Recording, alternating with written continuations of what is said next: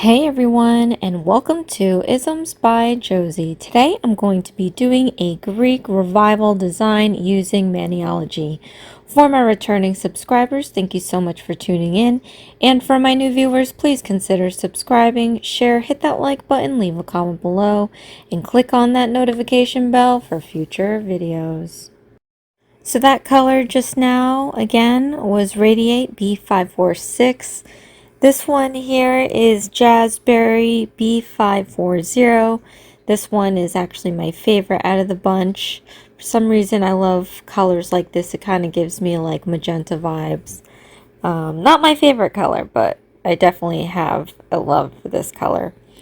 And then next we have Midnight Maija. This is B542. And we'll be doing two videos, you guys, for this PR.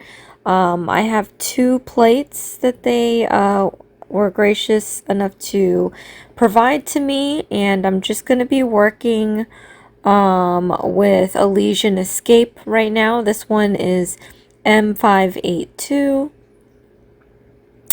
And I tend to pick the architectural ones. It's pretty funny. Either architectural landscape type ones, but anywho, so here I have Renew B544. Everything that you see here is from Maniology. The main ones that I showed in the beginning are going to be in the description box, along with my ambassador link and 10% discount code. So please go ahead and go in the description box and check out that link. It definitely helps me out, and I greatly appreciate your support. And then you can always use my 10% discount code along with that.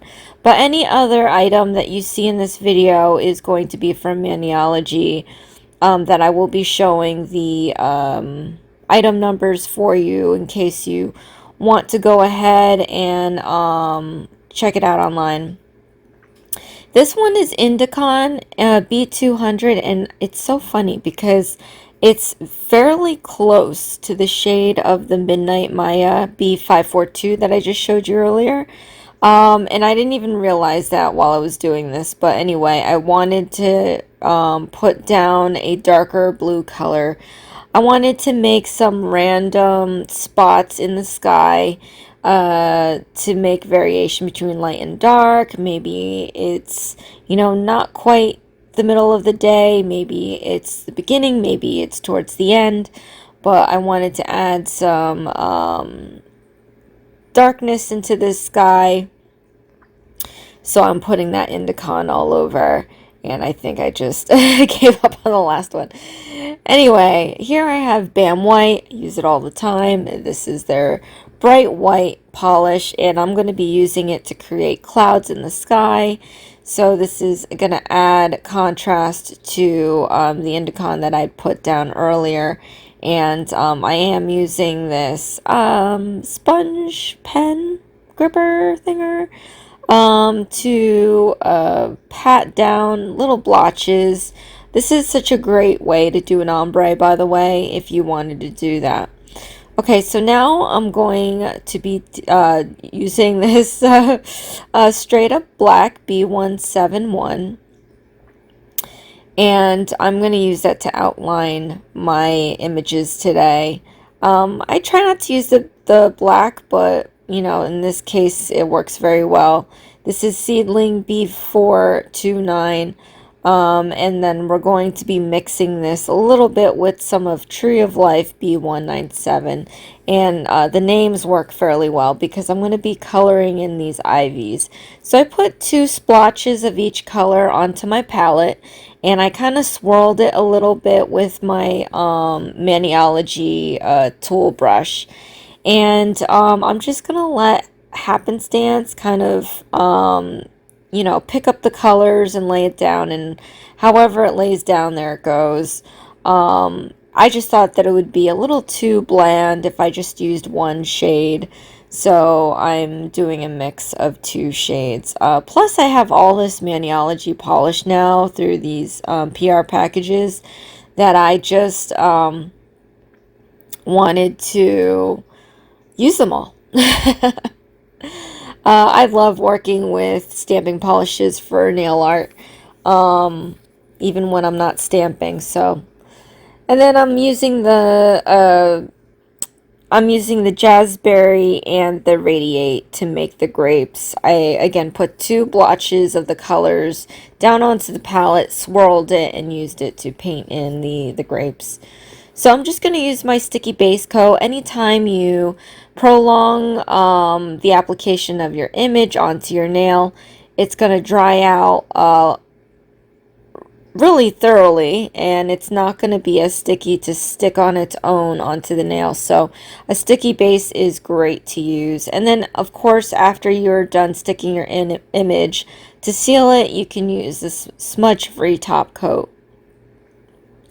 I of course sometimes use gel. You just got to be careful with how you like spread out the brush, because I feel like if you're not using smudge free top coat, anything else you put on top of it, if you drag it, you'll drag your image, and it ends up becoming very disappointing. Alright, so now I have this other image, and it's just ivy this time, or grape leaves.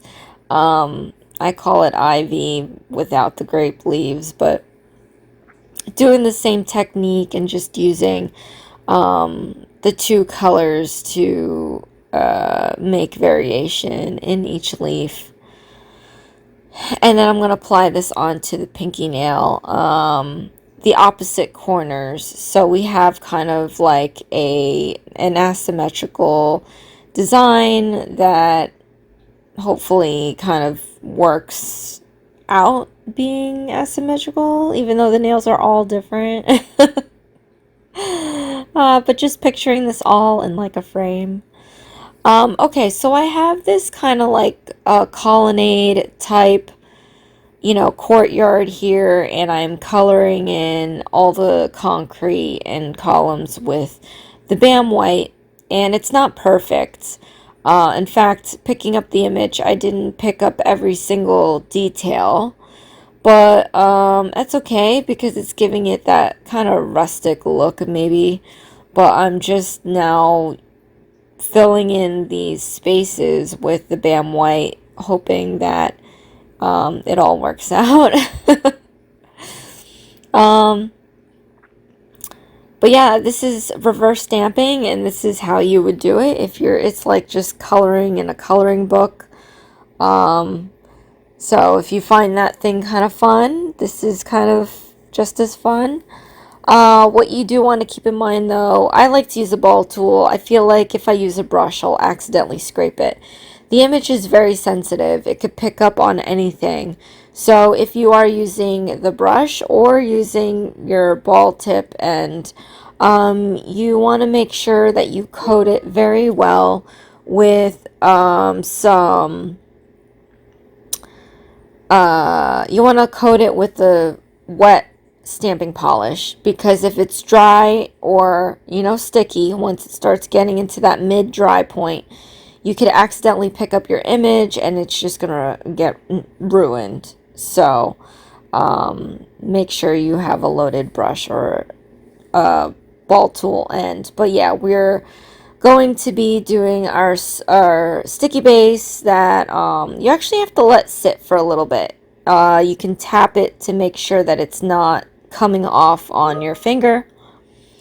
So just be mindful of that, because if you put it on while it's too wet, everything just gets smeared and it's hard to remove the stamper off of it. I've done that a few times. It's so devastating.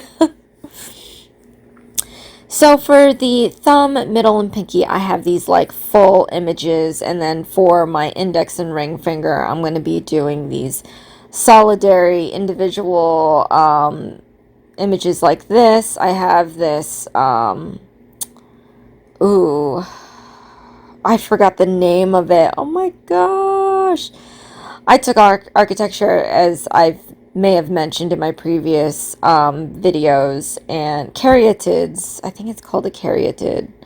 I could be saying that completely wrong, but it's when you get like the statuesque type columns like the one that I just did.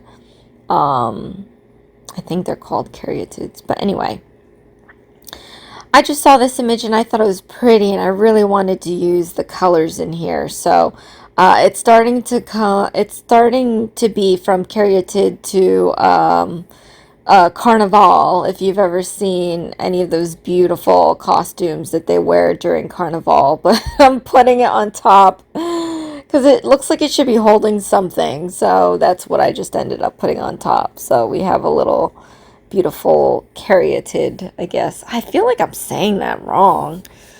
Anyway, so on the other nail, the last nail we've got going on, I saw this. It's kind of going to be like a reverse. We've got the nice color as the base, and then I'm going to use a bust of the statue on the plate to put on top of this. So it's a little flip-flop, but I think it works fairly well. I really like doing designs like this. You get like these plates with all these beautiful images that you don't always get to use. So I'm kind of sampling the images for you guys, but on the top of it, just like creating a really pretty design. So we've got the 3 full scenic images on the 3 nails, and then on the 2, we get to sample the individual little images. So choose your pick, because the smaller ones are definitely easier to control. The larger images, especially when you're doing reverse stamping, it's just tedious and a little nerve-wracking. But yeah, this is the last bit here, and then of course I've been letting these nails dry as I do them, because we had put the smudge-free top coat. So by the end of this portion here, we'll be able to reveal the end result. You'll get to see the gloss that it has on the nails just using the smudge-free top coat. And again, you know, you could very well use the smudge-free top coat just to seal in the image and make sure it doesn't smear for when you use gel on top. Because gel, I feel, has a little bit more shine and a lot more protection for your design, especially if you end up making full cover tips to reuse over and over again. But yeah, so here's the end result, you guys. My Greek revival design. I love the florals. I love the grapes. I could probably just do a design just having some basic grapes on there. I could do that a live long day. But yeah, I love trying out these bigger images because I don't really find opportunities to do that. I always like look at these large images and I'm like, how would you do that? Like, you're just supposed to span it across your nails. I don't know. To me, it just doesn't compute, but I get it now. I just can't picture it all the way. But yeah, so comment below, let me know what you think. Again, I have all of the collection that I just received from Maniology in the description box below, along with my ambassador link and 10% discount code. Whenever you use my ambassador link, it definitely helps me out, and I greatly appreciate your support. Even if there is, at the end of the day, maybe a, you know, a wish list and not necessarily a purchase, I think any traffic on my ambassador links or affiliated links always help me out. So thank you so much, you guys, for your support. I really appreciate it. And thank you so much, Maniology, for letting me try out your new products.